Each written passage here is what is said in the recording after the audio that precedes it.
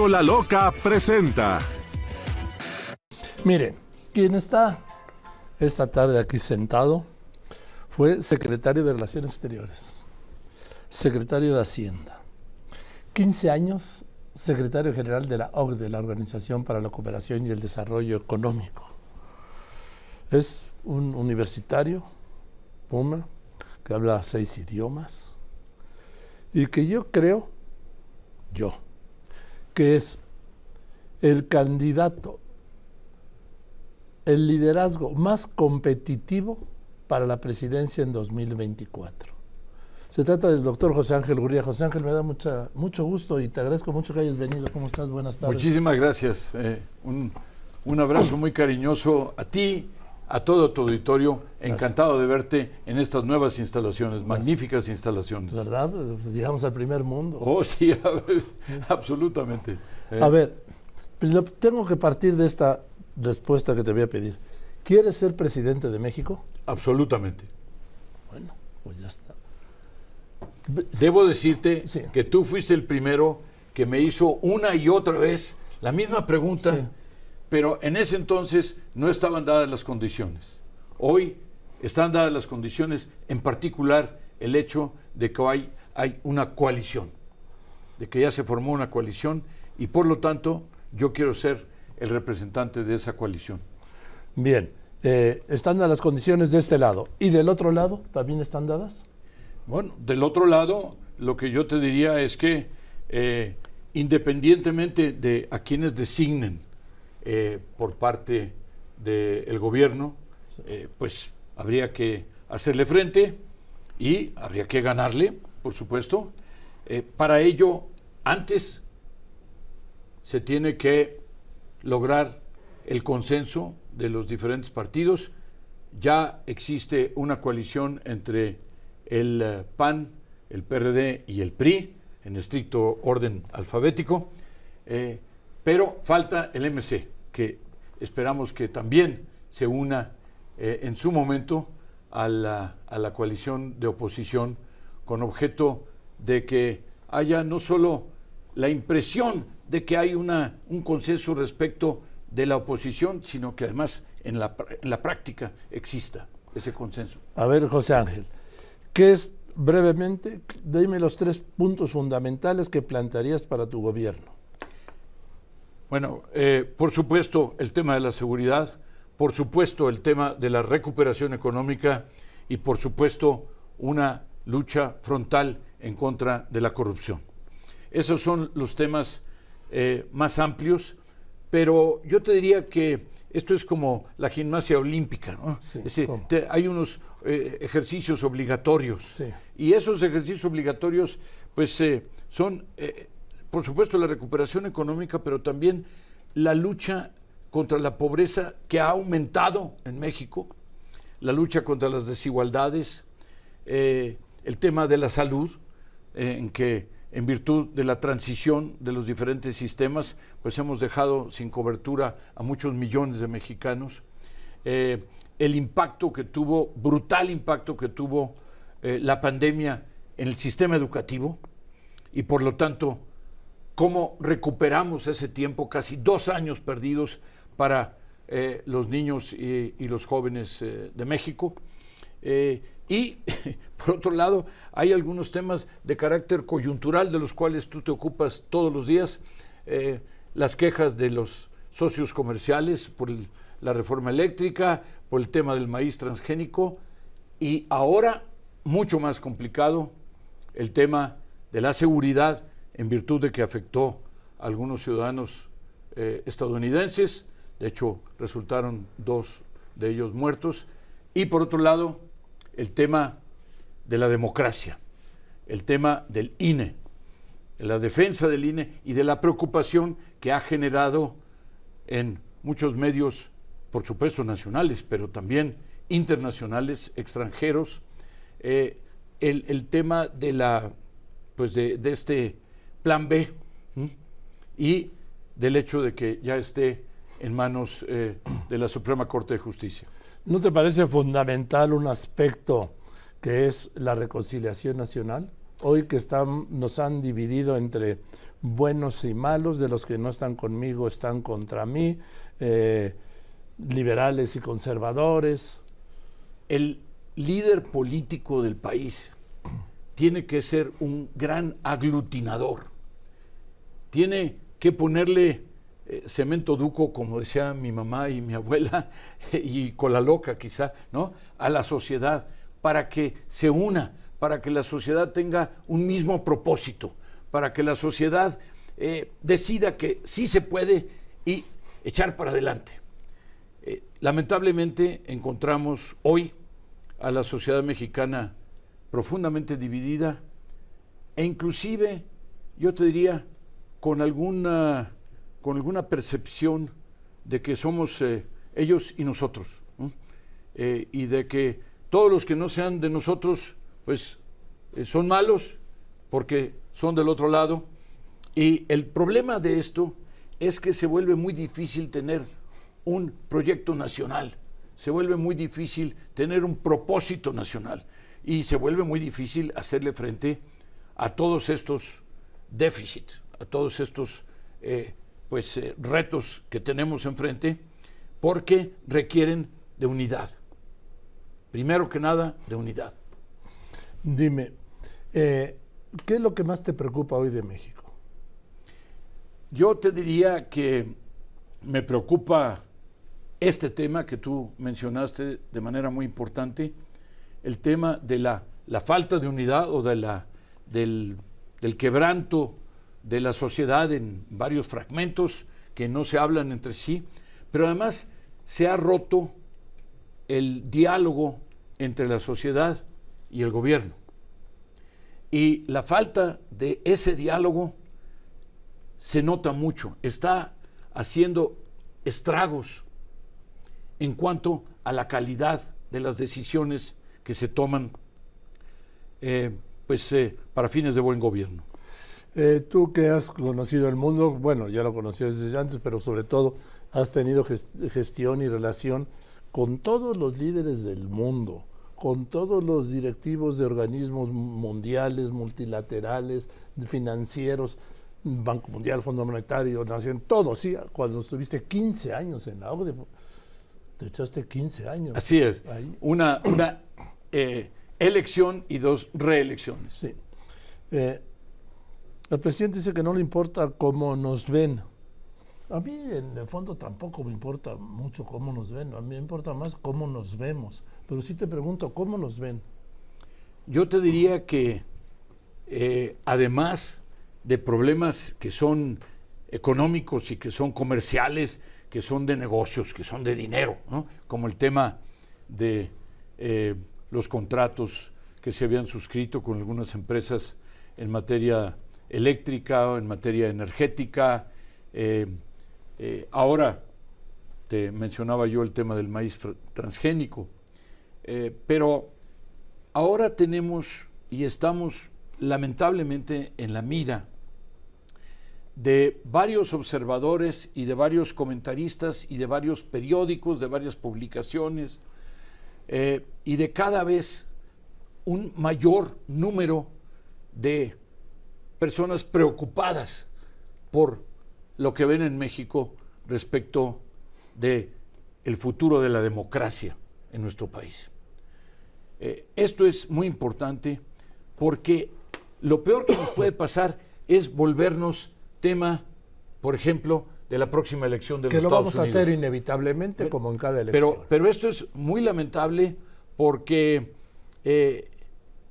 yo te diría que antes era de manera un poco gratuita. Simplemente tomaban los asuntos de la migración, de la frontera, etcétera, y lo volvían un tema de campaña. Pero ahora nosotros les estamos dando argumentos, les estamos dando pábulo a que efectivamente seamos motivo de la próxima campaña electoral en Estados Unidos. Sin duda, pero yo repito, eso ha ocurrido siempre.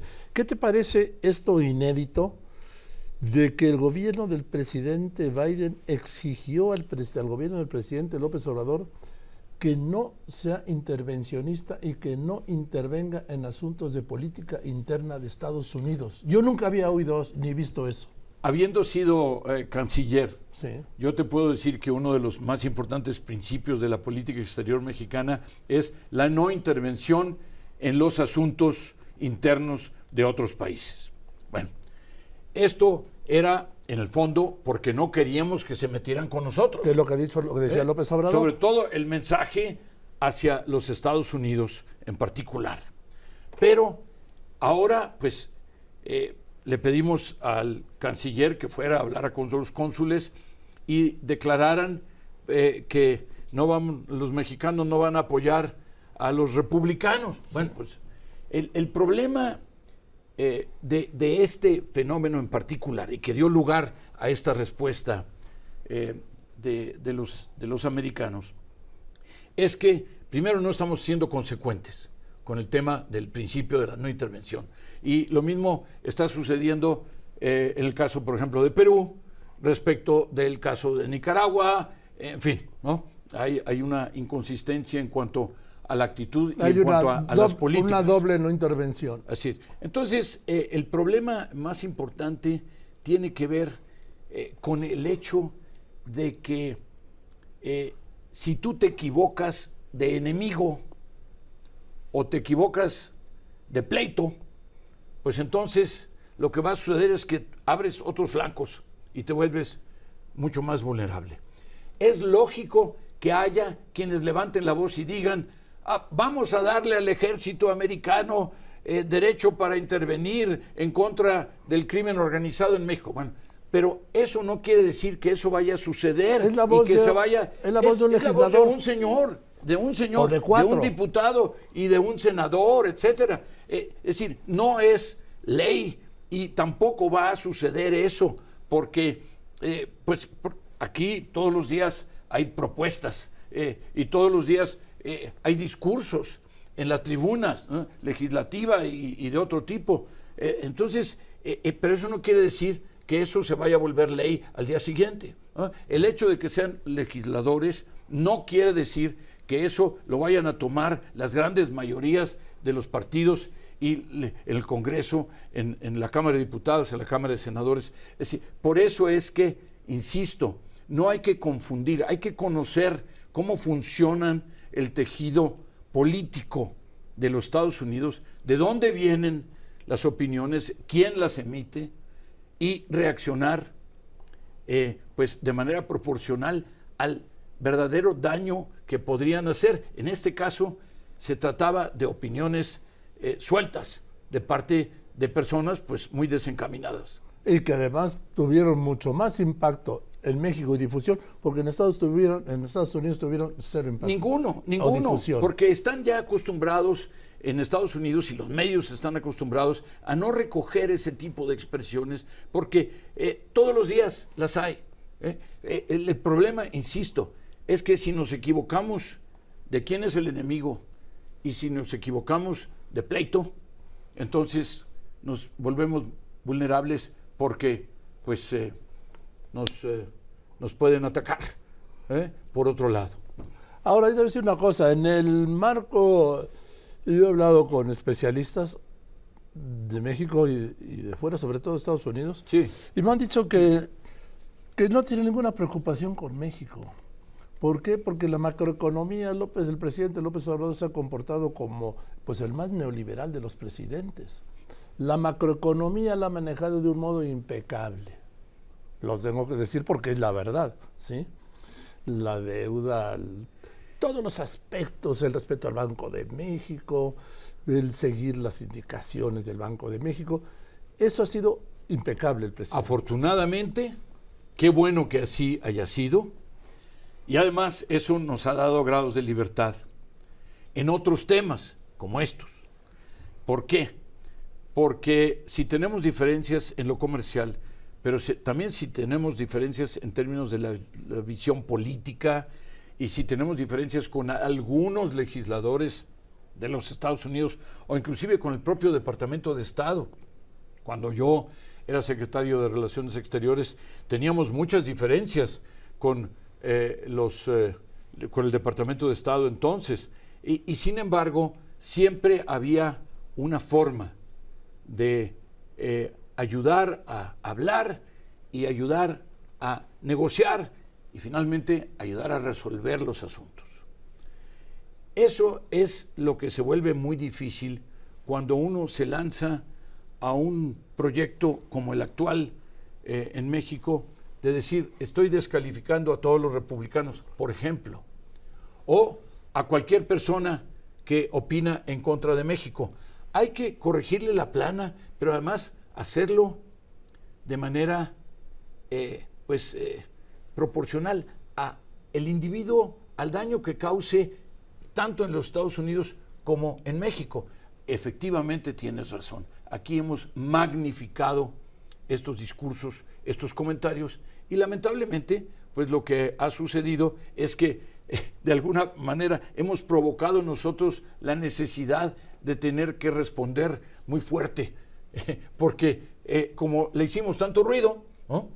Entonces, pues lo que habría que hacer quizá es bajar el tono también aquí en el país. En fin, tu familia, no sé qué, ¿ya hiciste la consulta? Por supuesto que hice la consulta. ¿Hablaste con la doctora?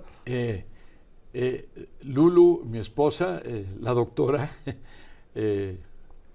cirujana oftalmóloga muy destacada y que le heredó además la vocación a mi hija Lani. La verdad es que, obviamente ellos me apoyan, ellos todos dicen qué es lo que tú quieres hacer, qué es lo que quieres lograr. Cuando yo les hablo de lo que yo quisiera lograr en México y de cómo aplicar todos estos 15 años de experiencias, de hablar, como dices tú, con todos los líderes de los países miembros de la OCDE, pero además con otros 100 países que nos consultaban. No, y tú ibas a todas las cumbres. Bueno, por supuesto, las cumbres del G7 y las cumbres del G20 y la Asamblea General de las Naciones Unidas, etcétera. Y la verdad es que me apoyan, pero por supuesto, se preguntan qué implica esto. No, pues esas implicaciones desconocidas. Sí, porque además son circunstancias nuevas. Es la primera vez que, hablando de una carrera presidencial, de una elección presidencial, se forma una coalición, se forma una alianza. En ese momento de 3 partidos, idealmente de 4 partidos. Es la primera vez en que se tiene que poner de acuerdo no solo para ganar la elección, para tener una mayoría en el Congreso parlamentaria, pero además para ganar la presidencial, pero también para el plan de gobierno, para el programa de gobierno, porque aquí no tenemos cultura parlamentaria y no tenemos una cultura de coaliciones, mientras que en Europa es lo de todos los días. Y a veces tardan 2, 3, 4 meses en ponerse de acuerdo, y mientras pues sigue el mismo gobierno encargado interino, ¿verdad?